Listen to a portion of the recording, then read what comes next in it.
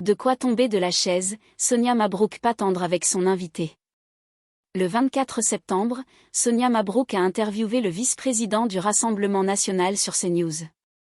Et elle n'a pas été tendre. Chaque matin sur CNews, Sonia Mabrouk reçoit une personnalité politique afin de décrypter l'actualité brûlante.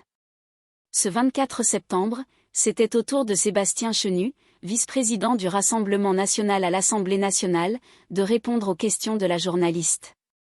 Fiscalité, proposition du RN et critique de la majorité, l'échange a rapidement pris un tour musclé. Dès les premières minutes, le député du Nord a taclé le Premier ministre, Sébastien Lecornu, qu'il qualifie d'inspecteur gadget.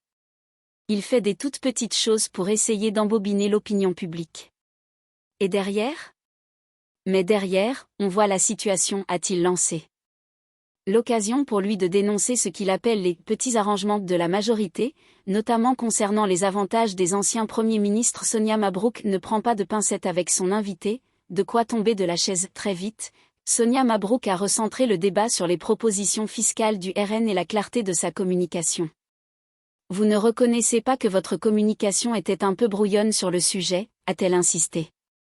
Sébastien Chenu s'est défendu en attaquant frontalement ses adversaires. Je suis fasciné par l'absence totale de conviction et la capacité de plasticité qu'ont ces députés. Ils n'ont aucune idée, aucune vision. Nous, on a une idée, c'est de dire que la transmission, le fait de transmettre un patrimoine, ne doit pas être taxé. Mais la journaliste de CNews n'a pas manqué de pointer une contradiction. Elle a évoqué les propos de Jean-Philippe Tanguy, autre député RN.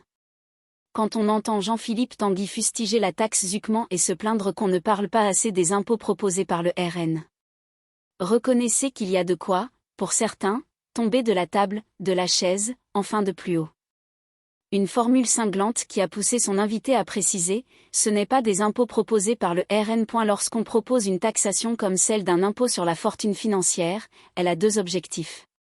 D'abord, elle tue l'impôt sur la fortune immobilière. Pas de nouvel impôt, on en remplace un.